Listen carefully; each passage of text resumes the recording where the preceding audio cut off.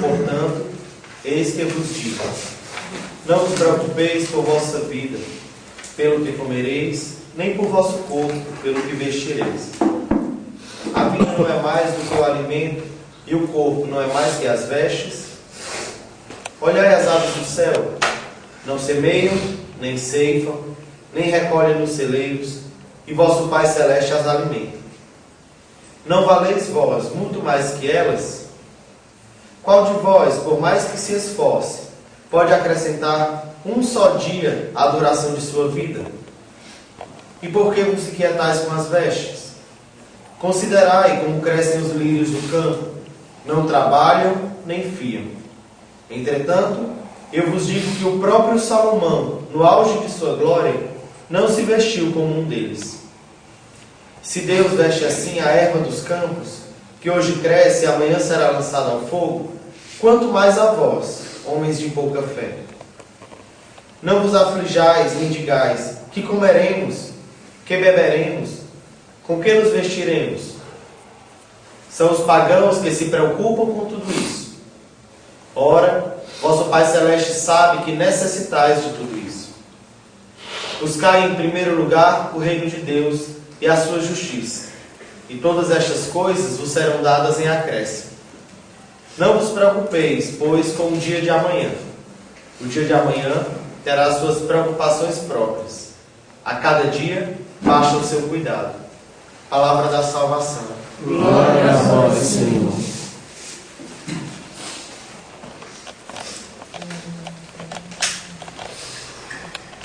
Então, nós estamos para iniciar amanhã, com a quarta-feira de cinzas, o tempo da quaresma. E esse é, sem dúvida alguma, um tempo muito forte, assim, no sentido de vida espiritual. Tem o Wayne Rinaldi, que é aquele mesmo autor que escreveu A Volta do Filho Pródigo, que escreveu esse livro, Um Convite à Vida Espiritual. Esse aqui está em italiano. Eu fiquei de traduzir para português, nunca traduzi. Mas é porque a gente acaba assumindo outras prioridades e vai deixando de lado. Mas é sem dúvida um texto muito profundo. Para dizer assim, que não tem um consolo, eu preparei uma ficha em português com tipo um resumo do livro. E a gente poderia aprofundar algumas coisas. Então, o tempo da quaresma, como eu dizia, é sem dúvida alguma um tempo forte de vida espiritual. Toda a nossa vida, ela deve ser entendida como vida espiritual. O texto que nós lemos agora, de Mateus 6, do 25 ao 34, que é o texto inspirador do livro do Nauer, e é o texto inspirador também da nossa reflexão, em algumas Bíblias traz o título A Busca Fundamental, ou A Opção Fundamental. Catecismo da Igreja Católica fala que a vida do cristão deve ser uma vida no Espírito. Então, às vezes a gente pode falar de vida espiritual e corremos o risco de criar compartimentos, repartições, e numa hora vivemos a vida espiritual. Quando estamos na comunidade, quando estamos celebrando a missa, quando estamos fazendo um momento de retiro, de espiritualidade, quando estamos fazendo um encontro, uma missão. Porém, acho que é muito mais válida a expressão vida no Espírito, porque toda a nossa vida é obra de Deus. Toda a nossa vida é vida espiritual.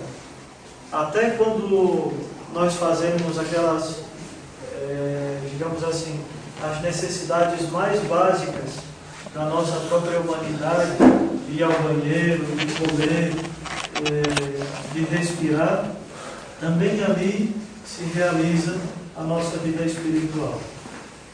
Onde é que eu quero chegar?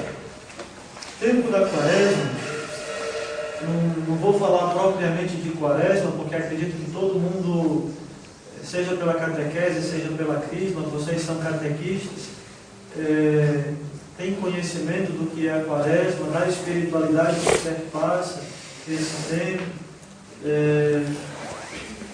digamos assim, das linhas gerais que a Igreja proclama na liturgia por meio da espiritualidade quaresmal, mas queria chamar a atenção para essa questão da opção fundamental. Quando nós falamos de opção fundamental, nós falamos de um amor infinito, de um amor imenso que não foi primeiro nós, foi primeiro de Deus por nós. O Nauer, quando começa o livro dele, ele diz assim, que Deus, quando olha para nós, ele realiza um movimento descendente. Deus, do alto dos céus, do alto da sua glória, nos contempla e vê que é bom que nós sejamos criados. Deus deseja estabelecer conosco esse relacionamento de comunhão, esse relacionamento de amizade. E nos cria a sua imagem e a sua semelhança. A partir dessa expressão já do livro do Gênesis, nós podemos entender muito bem que Deus de fato não deseja criar nem escravos, nem servos, mas pessoas que podem se relacionar com Ele de modo igual. A própria definição de pessoa tem a sua origem quando se contempla Deus, porque Deus é pessoa. Nosso Deus é trindade, uma comunicação de três pessoas. É esse relacionamento contínuo. O Pai encontra a sua felicidade em amar o Filho e em ser amado por Ele. E o Filho encontra a sua felicidade em amar o Pai e ser amado por Ele. E esse amor entre o Pai e o Filho não é só um sentimento, mas é uma pessoa viva que é o Espírito Santo. Então, para dizer assim, que nós, quando fomos criados como pessoas, fomos feitos à imagem e semelhança de Deus, mas não é só uma coisa simbólica, uma coisa verdadeira. E é por isso que a nossa vida, pela sua natureza mesma, tende a se voltar para Deus e tende a se voltar para o outro.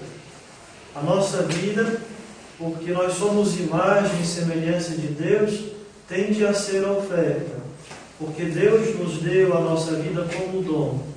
E por isso, a natureza da vida é ser oferta, é ser reciprocidade, é ser comunhão, é ser unidade.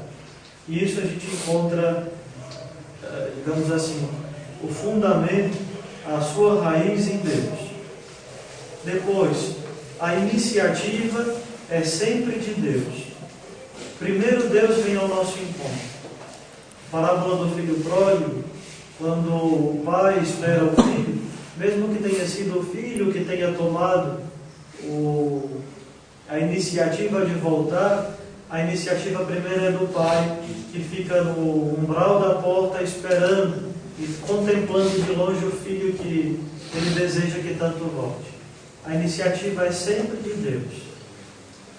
E só quando nós sentimos essa iniciativa de Deus, e às vezes eu tenho medo de falar de sentimento, porque pode ser que a gente se deixe levar muito pela emotividade, mas a gente tem que correr o risco, tem que correr esse perigo. É só quando a gente sente no coração que a gente é amado por Deus, e aí a gente pode fazer também o nosso caminho, fazendo a nossa parte.